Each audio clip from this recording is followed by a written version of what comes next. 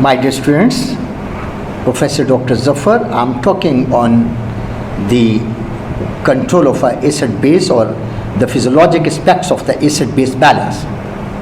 Well, there are four basic types of the imbalance or the acid base associated disorders.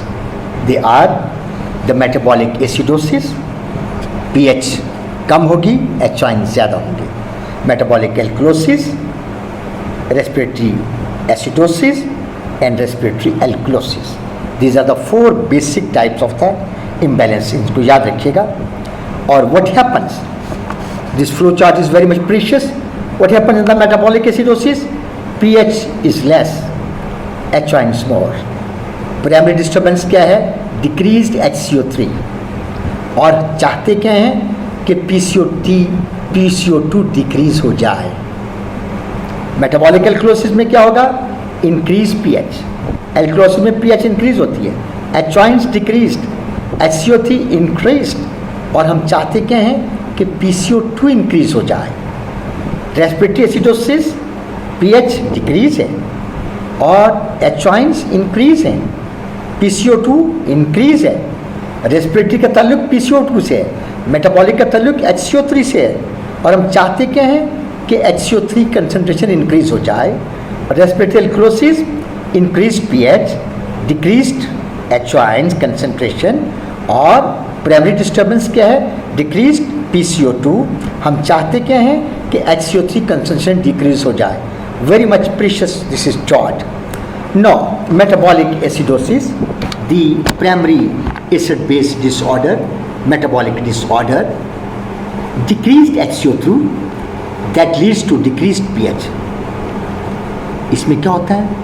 metabolic acidosis में decreased HCO3 है और that leads to decreased pH. pH decreased होती है, gain of strong acid and loss of base HCO3. ये primary, ये metabolic acidosis के 4 step हैं. Primary acid base disorder, decrease HCO3, decrease pH, gain of strong acid. Anion gap concept, ये concept बहुत कीमती है. एनॉइन गैप, इसके बारे में ये खूबसूरत चीज़ है और इसके बारे में सुन लीजिए कि what is the anion gap. It is also abbreviated as UAG, urine anion gap. The sum of the concentration of sodium and potassium in a specimen of urine minus the urine chloride concentration. The UAG is used to assess the source of a metabolic acidosis. A positive value indicates the kidney is responsible for the acidosis. A large negative value indicates the kidneys are compensating for a metabolic acidosis caused by the other enzyme organs. The urine anion gap, जिसको हम UAG कहते हैं, इसको फिर सुन लीजिए कि the sum of the concentration of sodium and potassium in a specimen of urine minus the chloride urine concentration. The UAG, urine anion gap, is used to assess the source of the metabolic acidosis. A positive value indicates the kidney is responsible for acidosis. A large negative value indicates the kidneys are compensating for the metabolic acidosis. See, this is a very much important anion gap. The major difference between the measured cations, sodium and potassium, and the measured anions, chloride and bicarbonate. In accordance with the principle of electroneutrality, in any body fluid, the number of net positive charges contributed by the cations must equal the number of negative net charges contributed by the anions. ये कानून है. The unmeasured anions include lactate, sulfates, phosphates, proteins, ketones and other organic acids. इनको गौर से सुनिएगा. The unmeasured anions जो होते हैं ना, include lactate, sulfates, phosphates, proteins, ketones and other organic acids. In general, an anion gap of 10 to 14 millimole per liter is normal. An increased value is present in metabolic acidosis. ये मैंने anion gap पर आपको एक briefing दी है, जो कि यहाँ पर मैं किसी और अंदाज से बोलूँगा, लेकिन I have given you this कि the unmeasured anions include lactate sulphate. अब देखिए, to know if metabolic acidosis due to loss of bicarbonate, anion gap की बात कर रहा हूँ, accumulation of non-volatile acids provides an index of the relative concentration of plasma anions other than chloride and bicarbonate. Serum sodium minus serum calcium chloride plus serum bicarbonate. Unmeasured anions minus unmeasured cations is equal to the urine anion gap. सुन लीजिए, unmeasured anions mean the negative charges जो मैंने अभी बताए हैं, sulphates, phosphates वगैरह, ketones, proteins, उसमें से unmeasured cations आपने निकालने हैं।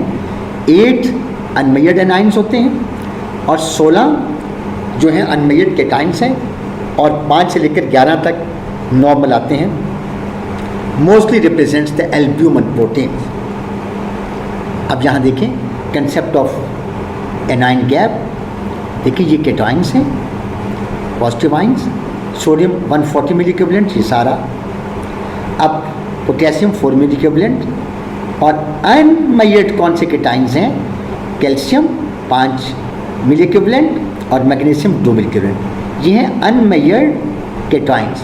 और ये देखें एनाइंस में क्लोराइड 110 मिली इक्विवेलेंट पर लीटर, SCO3 21 मिली इक्विवेलेंट, HPO4 H2PO4 2 मिली इक्विवेलेंट, ये अनमेजर्ड एनाइन है। ये phosphates, sulphates, lactate and ketones and proteins, ये हैं अनमेजर्ड। अब unmeasured anions minus unmeasured cations, that is the anion gap. यानी इनके मजमूए में से, ये जो है इनके मजमूए में से अनमेजर्ड एनाइन में से अनमेजर्ड केटाइंस को निकालना, ये आपका एनाइन गैप है। और इसकी नॉर्मल वैल्यू है वो मैंने अर्ज कर दी है कि 11 से 14 तक है। इससे अगर बढ़ जाए तो मेटाबॉलिक एसिडोसिस होता है। ये देखें, यहाँ पर आप देख लें, ये नॉर्मल है, ये नॉर्मोक्लोरीमिक एसिडोसिस है। देखें यहाँ पे लैक्टेट है, यहाँ पे लैक्टेट ज़्यादा हो गया। ये क्लोराइड है, क्लोराइड यहाँ भी एक जैसा है।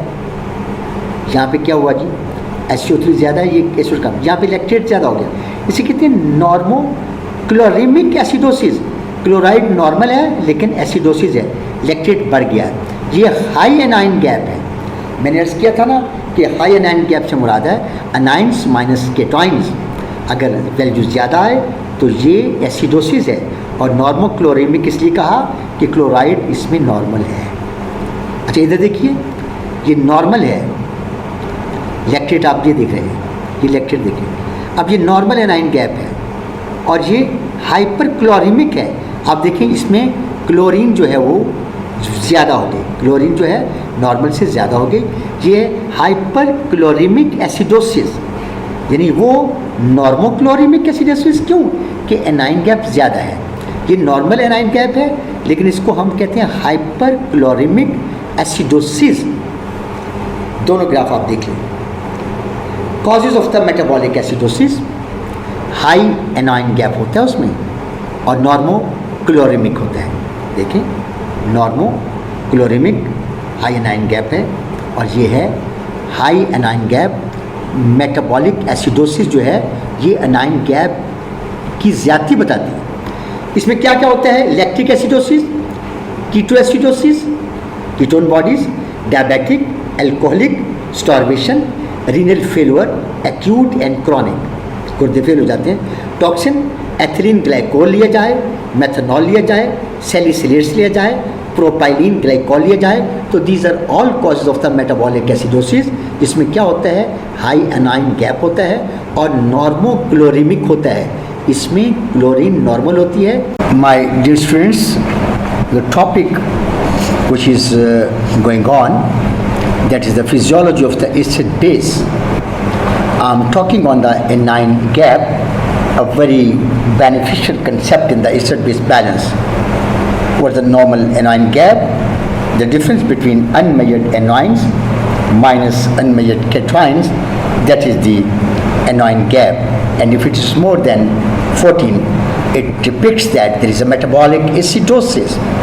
And the normal anion gap is also known as a hyperchloremic metabolic acidosis. It means chloride is normal, no, hyperchloremic, chloride is hyper. It is more than 110 milliequivalent, that there is a metabolic acidosis, though anion gap is normal. The unmeasured anions minus unmeasured cation, that is normal. What is the reason? What is the behind the causes? The causes are gastrointestinal bicarbonate loss, number one, then the renal acidosis, then drug-induced hyperkalemia with renal insufficiency, and then the other causes. Well, in the gastrointestinal bicarbonate loss, you can have a diarrhea. Diarrhea can cause the bicarbonate loss, which can result in a hyperchloremic metabolic acidosis. Metabolic acidosis मैंने अर्ज किया था कि जहाँ metabolic acidosis होगा और metabolic alkalosis होगा, वहाँ बाइकार्बोनेट की अमाउंट या लेस होगी या ज़्यादा होगी.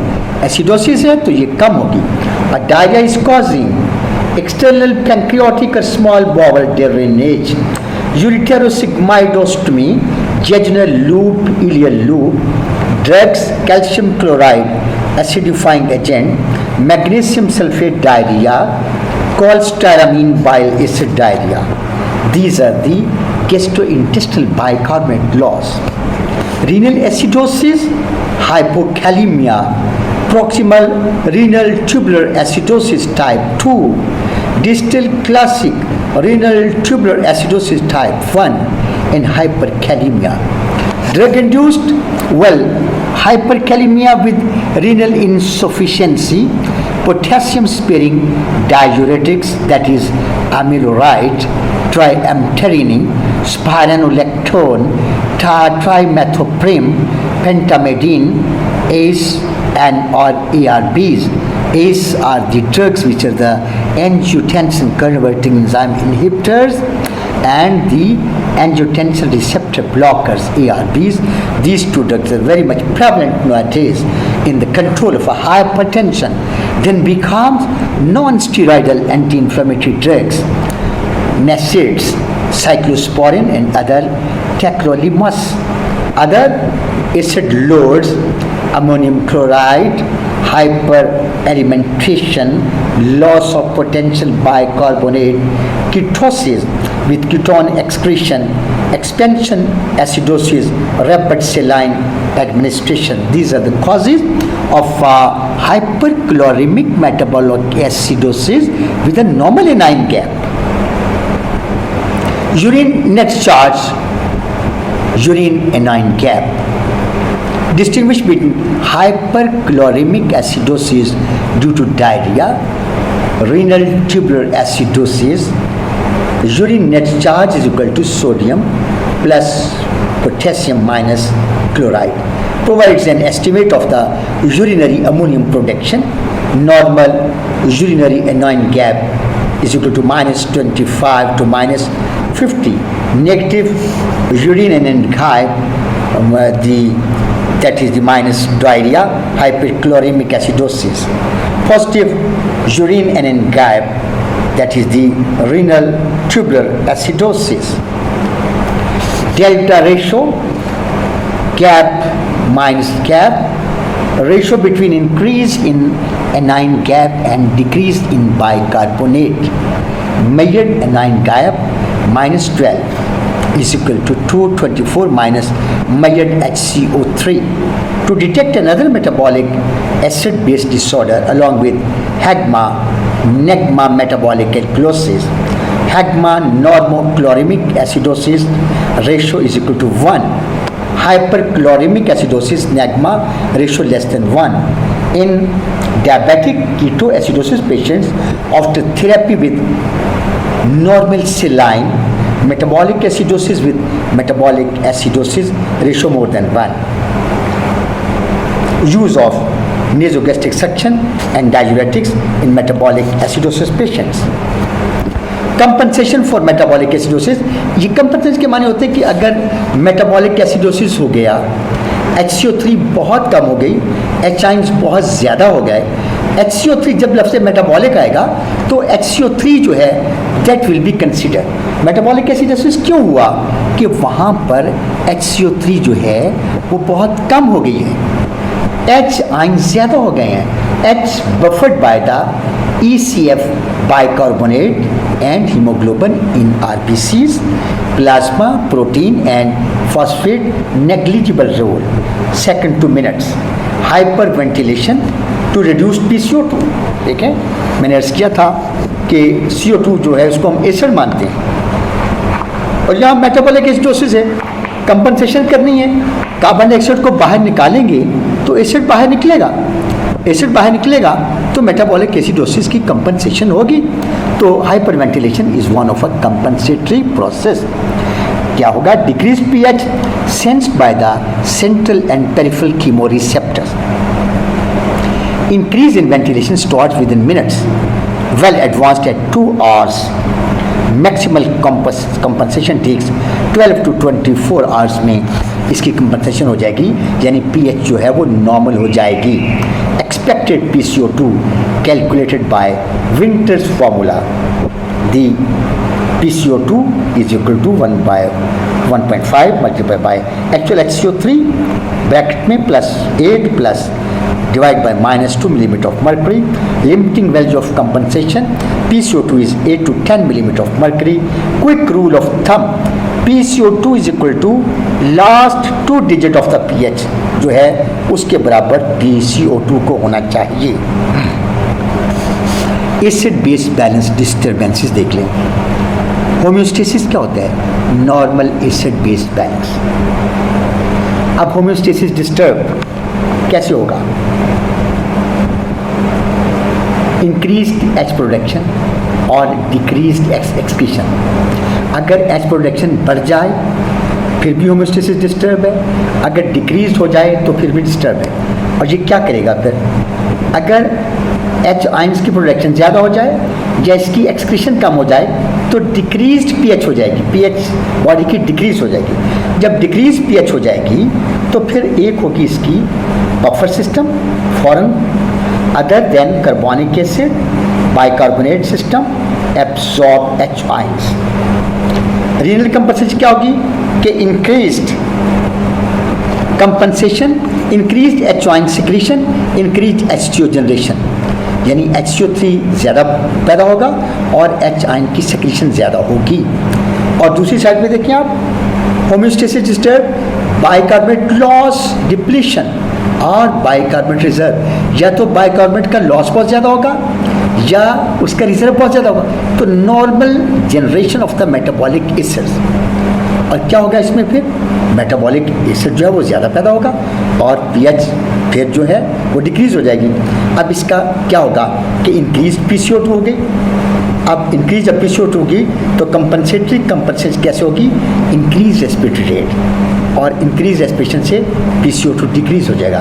ये एसिड बेस जो बेस है उसको ऐसे कंपनसेट किया जाता है। यहाँ पर बफर सिस्टम कर रहा है, ये रीनल कंपनसेशन है। आप गौर कीजिएगा, renal compensation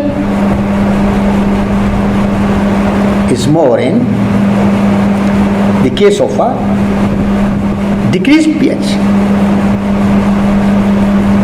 Metabolic acidosis symptoms are specific and a result of the underlying pathology, respiratory effects, hyperventilation.